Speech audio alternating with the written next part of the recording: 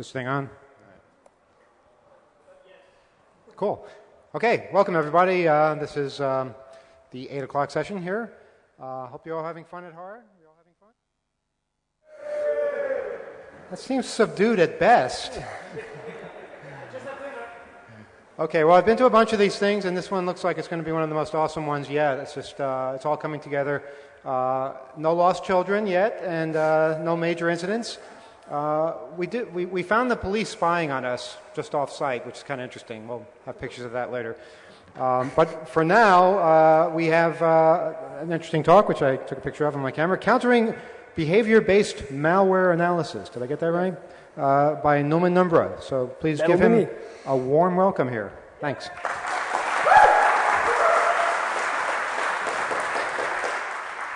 I hope you all can hear me in the back.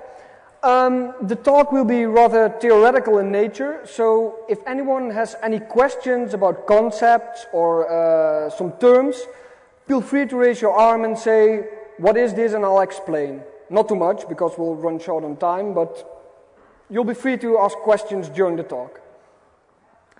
Alright, the goal of this talk will be to explore new ways to beat behavior-based malware detection. We will partition the talk into several pieces. The first of which will look at general syntactical morphology. I'll delve into the meaning of the concepts later. The second of which will delve into code flow graphs and minimal form isomorphy. And the second and the third will delve into how to counter these ways to analyze the code flow of an application. So as I say at the bottom, please excuse my walls of text because I'm very bad at making slides. General syntactical morphology. In recent years, those who have been watching the AV field will have noticed a paradigm shift towards behavior-based malware detection.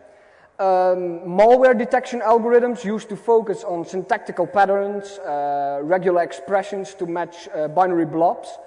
But in recent years, increasing proliferation of syntax mutation pushed the boundaries of, it raised the bar on AV detection, and it caused a shift into behavior-based detection, as opposed to only syntactical detection. In order to clarify this a bit and make it less abstract, we'll introduce the term malware semantics. So given an abstract piece of malware code, V, the malware semantics of this code is that behavior, and only that behavior, which makes the piece of code intrinsically malicious. So imagine a program that does a lot of things. Only the behavior which is considered malicious are the malware semantics, and we'll focus on those malware semantics throughout the paper. Let's look at the original methods of syntax matching. Syntax matching used to be very efficient in the 80s, beginning of the 90s, but with the development of polymorphism and metamorphism, of which some of you will be familiar with, I'll come back to it later for those who aren't familiar with it. There are multiple ways to express the same behavior. For example, putting the context of the EBX register in the EAX register can be done by a direct data move or stack movement. Both achieve the same behavior, but they have different syntax. So matching those patterns involves different approaches. So in fact, we won't look at the syntax mutations of these programs, but we'll look at their behavior. Most of these behavior matching algorithms focus on extracting a minimal form. As I said, the only behavior considered malicious. So we'll look at polymorphism first. Given a viral body V, a polymorphic mutation encrypts the body, resulting in another form of it, which is encrypted with a randomly generated encryption algorithm. It used to be easy to match those things because the encryption wasn't really encryption, it was usually just some kind of encoding. There's a lot of theoretical stuff at the bottom which I won't discuss now, but you can reference it in the paper. Polymorphism had the downside that in memory during execution the code would be static it would still be pattern matchable as long as they emulated the piece of code, which prompted the evolution into metamorphism, which doesn't involve encryption, but it's simply substitution of instructions with equivalent instructions which have a different syntax, which makes pattern matching basically impossible. It involved, for example, junk insertion. Given two instructions, I can insert a no operation in between, which changes the syntax, but not what it actually does. And there are many more ways, like false jumps, jumps that seem to be taken but actually are not, which are called opaque predicates, for example. And those equivalent instructions can only be found through behavior-based analysis. So we'll discuss how metamorphic engines operate in general. Given a piece of code, a metamorphic engine disassembles it. It generates an abstract representation, which is basically the minimal form of this code, and it will extract a code flow graph from it. Basically a tree saying, this piece of code calls that function, calls that function, calls that function. And it says, well, in how many ways can I represent that, and how can I reform that into a different syntax with the same behavior? We call edit instructions, which don't change the semantics, but do change the syntax, semantical knobs. So the manipulation of the code flow graph results in a minimal form of both programs, the first of which is the original, the second of which is the metamorphical version. The minimal forms are to be set isomorphic. Well, isomorphism just means that both graphs are, have the same structure, more or less. Let me see. Opaque predicates are another example used in metamorphism. For example, the instructions XOR EAX, EAX, it basically sets the EAX register to 0. After compare with 0, the jump will always be taken, and a human programmer can see that. But a machine or an emulator can't immediately see that. It will just analyze what code flow path should I take, and it will take both branches whilst emulating, which makes emulation a little bit more complex. So we call these semantically unconditional jumps. Now, we will first look at code flow graphs and their minimal form isomorphy, which will be really important when considering graph extraction and a lot of the topics we will discuss later on in the talk. So given a sequence of instructions and their minimal form, we can extract what behavior is malicious by looking at the graph and then seeing, all right, it takes this branch, it takes this branch, it takes this branch, and the exact behavior of those branches is what makes it malicious, and only the instructions executed there. Some of you will have noticed that this comes down to subtree extraction from a tree. And that's the problem, what it basically comes down to. So we must define a way to construct a behavior map and the extraction of subtrees from this program. The two core elements of this behavior are what instructions are executed and what order, because both, and only both, constitute the maliciousness of the program.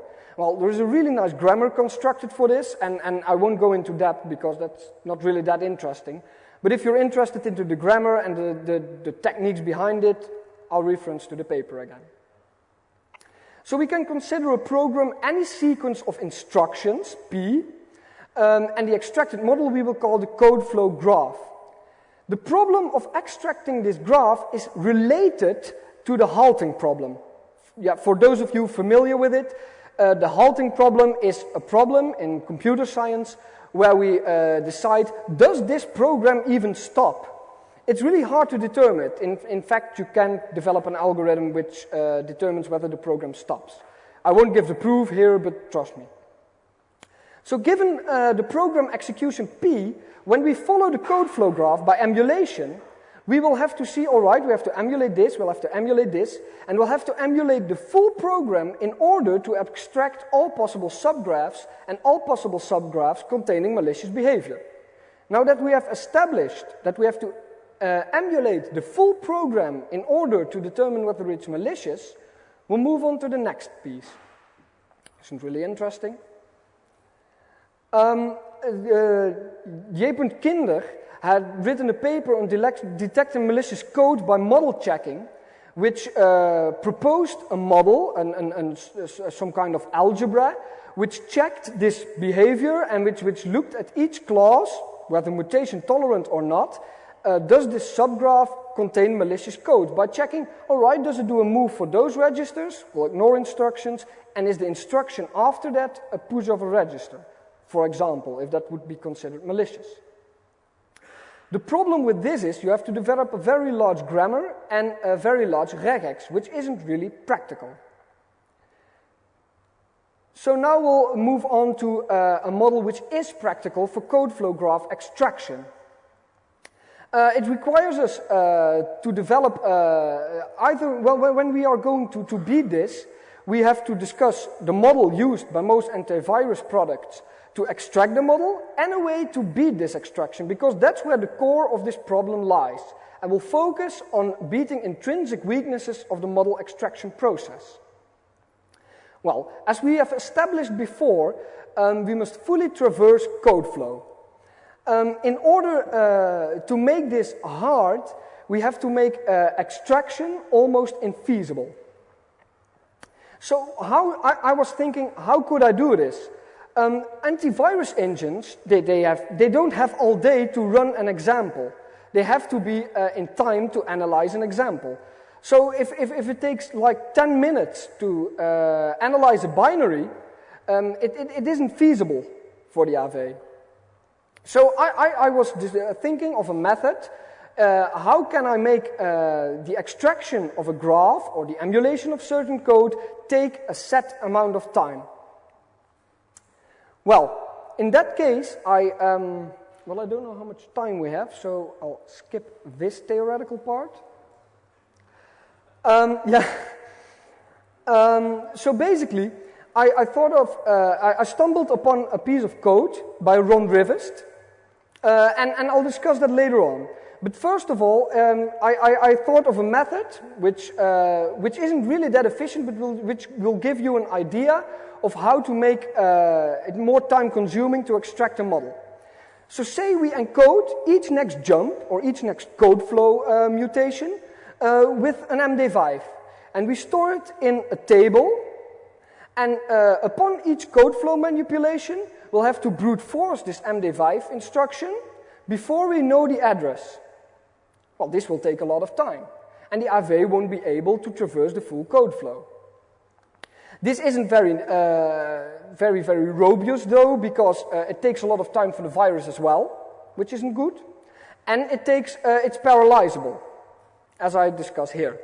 That's when we come to time lock puzzles. Time lock puzzles are a cryptographic construct that enforce unparallelizable calculations, which is important, taking a predetermined amount of time to decrypt. So we will develop a technique where we can say, I want this code, when executed, to take 10 minutes, no less, no more. Because if I can say, when executing my code, it takes 10 minutes, it becomes infeasible for the emulator to run it, the antivirus-based emulator, but not for the virus.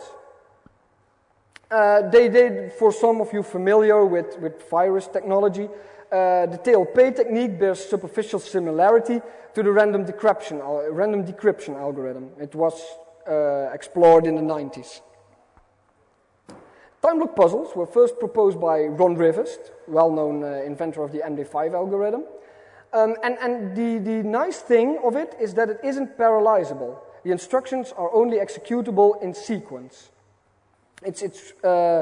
So it relies on the difficulty of computing x to the power of 2 to the power of t modulo n, with n being the sum of two large prime numbers. So it's vaguely related to the RSA problem, for those familiar.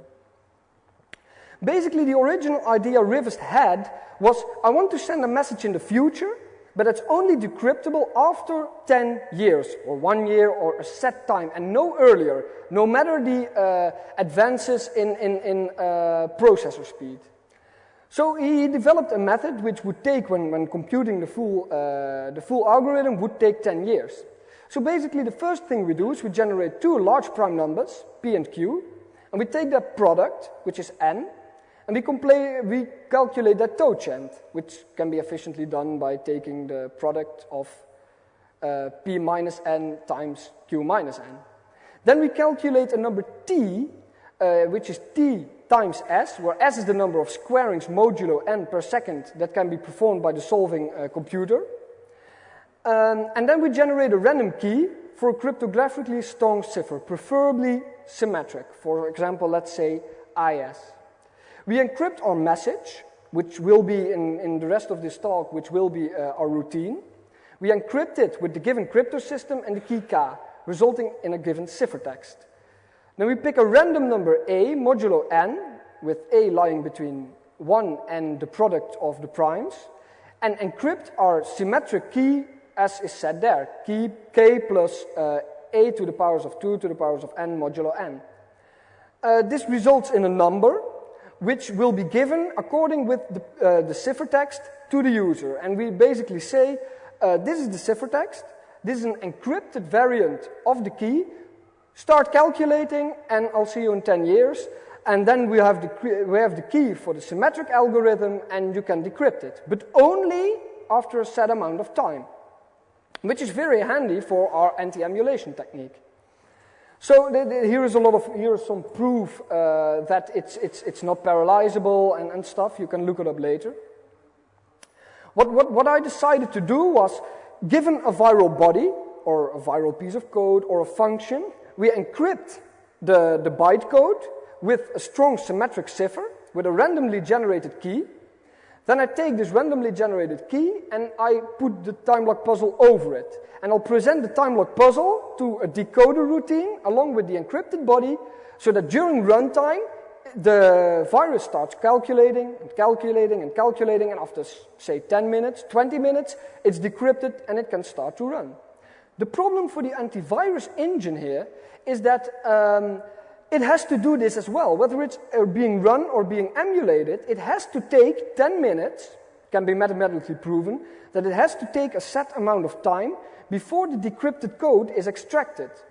This is a problem for most antivirus engines because they don't have that much of time. When they have to emulate 10 minutes for every function in a virus, it takes a lot of time and it becomes infeasible and it will drop out. I tested it on real antivirus engines, and they dropped out after a set amount of time, not being able to determine whether the code was malicious or whether it was not malicious. So using this effect, I tested it and I uploaded an example to VirusTotal. You might be familiar with it. And it was basically a very basic virus, some kind of portable executable infector. And the initial rates of detection were about 30 to 40%. After applying the time lock puzzle-based solution, only 2 antivirus solutions were able to detect it, and it wasn't because of the time lock puzzle, but it was because of the Packer mechanism.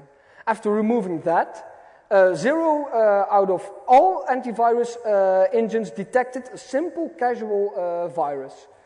So the aforementioned results show that the current antivirus industry standard is not capable of dealing with time lock puzzle-based armoring techniques. So we want to force this antivirus into using emulation to exploit these weaknesses. And we can achieve this as established by using time lock puzzles. So antivirus engines can do 2 things. They can attempt to analyze the time lock puzzle-based binary blob, which is infeasible if we choose pseudo-random locations for the binary blob, or it's very well encrypted, or it's scattered along the viral body. Or they can attempt to analyze the time lock puzzle solving engine, which is also infeasible because it's based on standard RSA code. So they can say, well, we blacklist the decoding engine, but the decoding engine just uses casual functions that could be exported from OpenSSL, which can hardly be blacklisted. There are multiple additions that can be made, because someone I spoke over this concept suggested, well, what if I use a very regular virus and I encrypt it with a time lock puzzle, and the antivirus engine doesn't care about emulating it, but it just monitors memory. And after a set amount of time, it sees in memory, it sees the static virus again, and it just flags the memory, it quits the process, and then all will be for nothing. Well, I was thinking about this because this was a very valid argument, of course. And I thought, why should code in memory, even if we don't use metamorphism, be decrypted? The only code that should be in plain text in memory should be the function currently executed and the data memory currently accessed.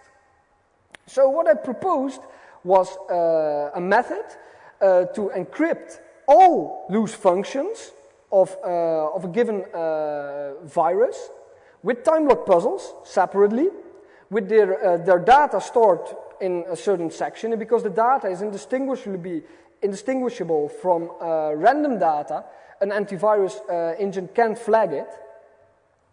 And whilst running the virus, it will run through the functions, it will simply execute them and all will be fine, but an emulator will have to run through all the functions and execute the separate time lock puzzles each time it emulates, even in memory, because the only thing decrypted in memory is a single function and a single data area currently being executed, from which, if you choose the sizes for those blocks the right size, cannot be deemed malicious.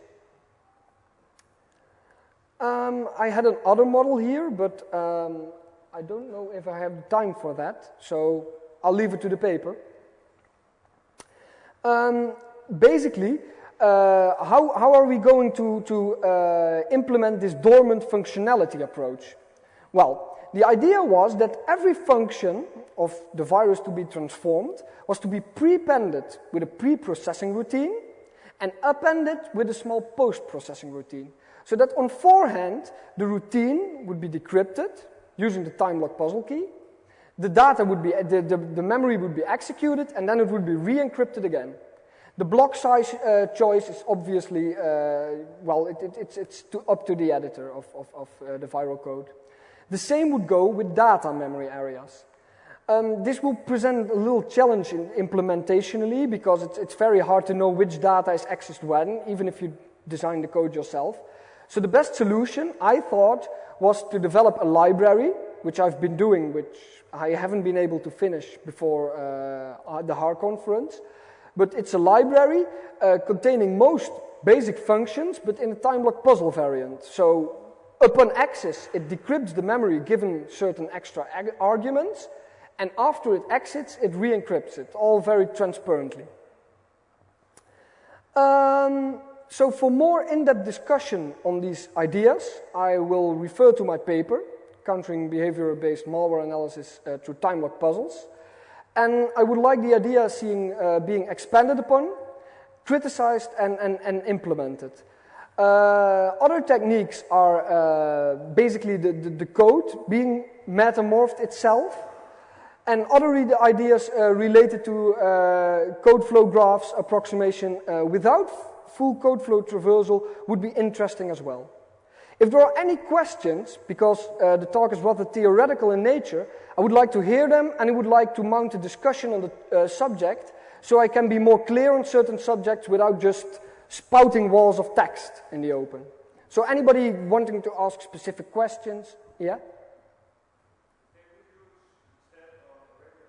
Well, I can't really hear you.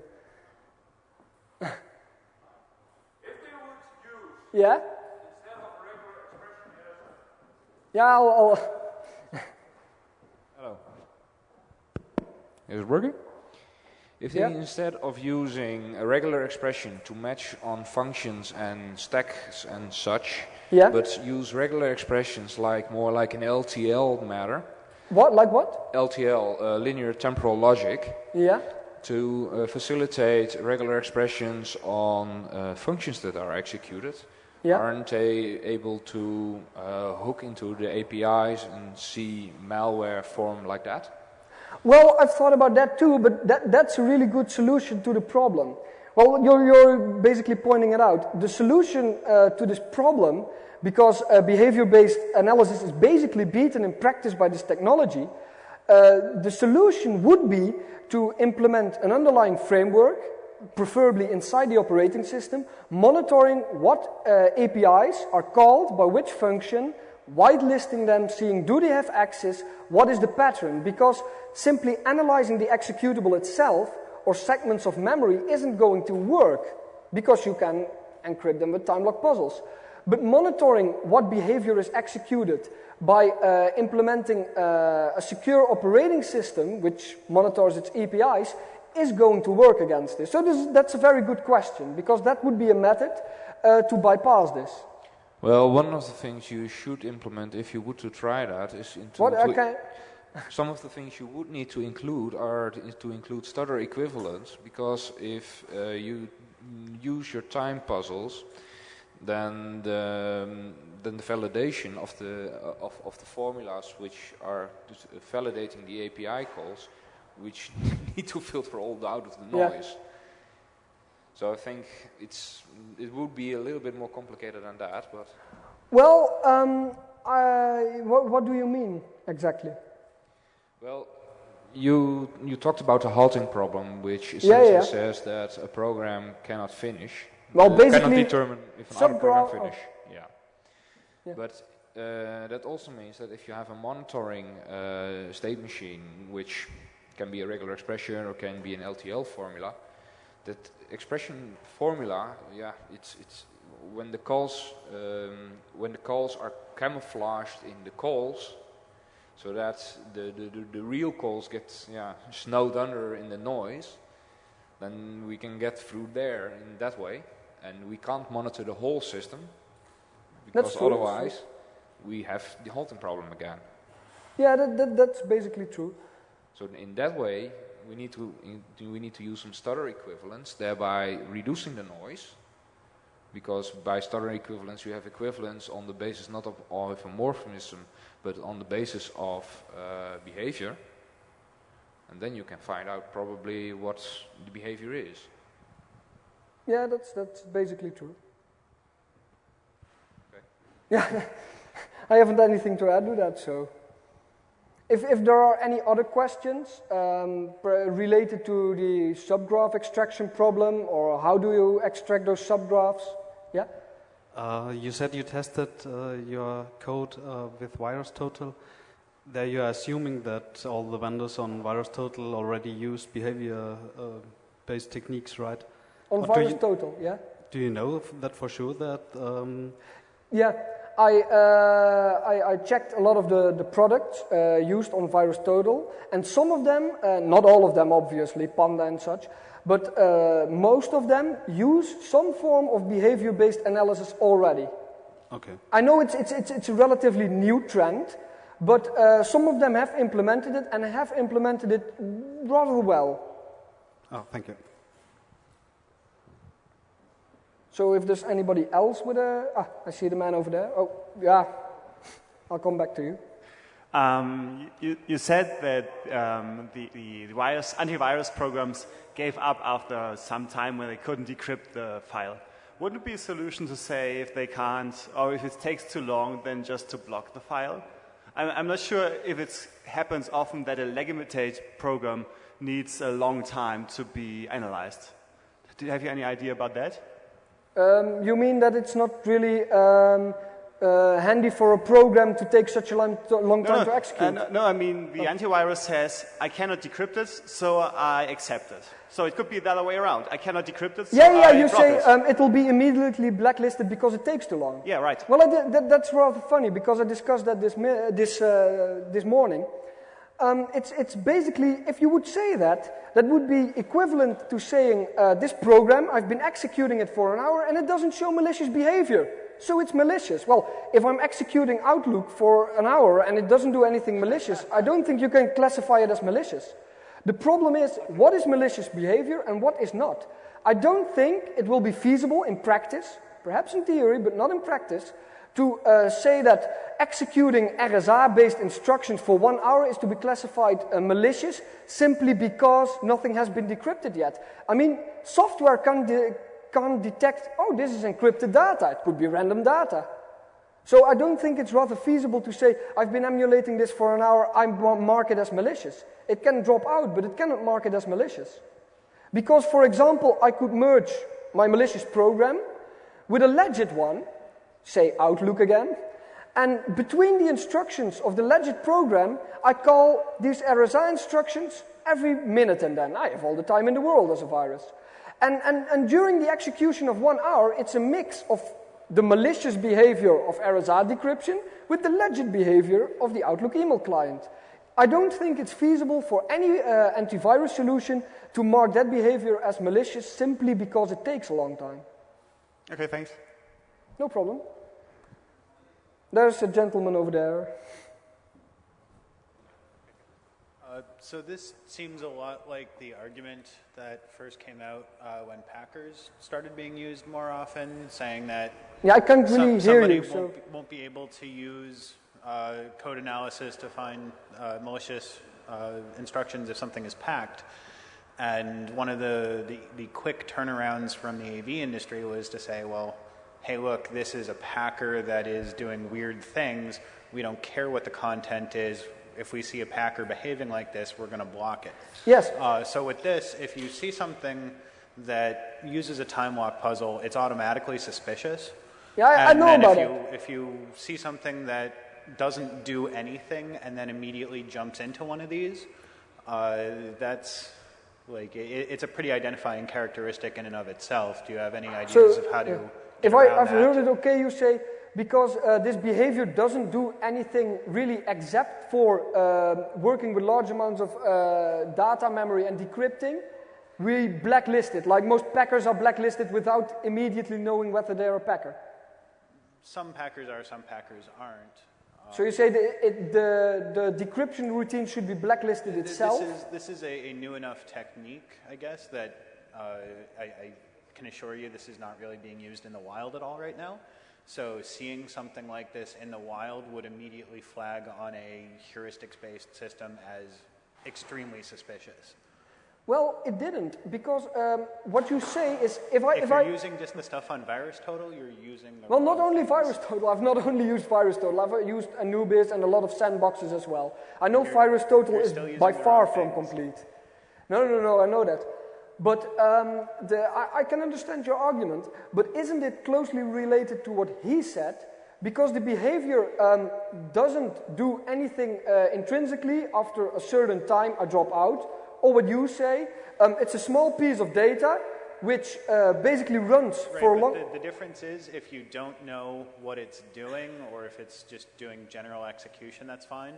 Yes, but what if you notice a time-based puzzle immediately going on that requires forced computation to unlock its secrets, that's generally enough to put it over the line. Yes, but how are you going to distinguish between, let's say, I build a code generation routine that has a lot of bogus routines that do valid things, opening files, putting data into them, closing them again, which is basically irrelevant to the malicious software, but with some instructions mixed in between, say, every 200 instructions, that perform one... Then it's back to the arms race, and you're having to obfuscate your obfuscation system, and we're back in the same arms race as before.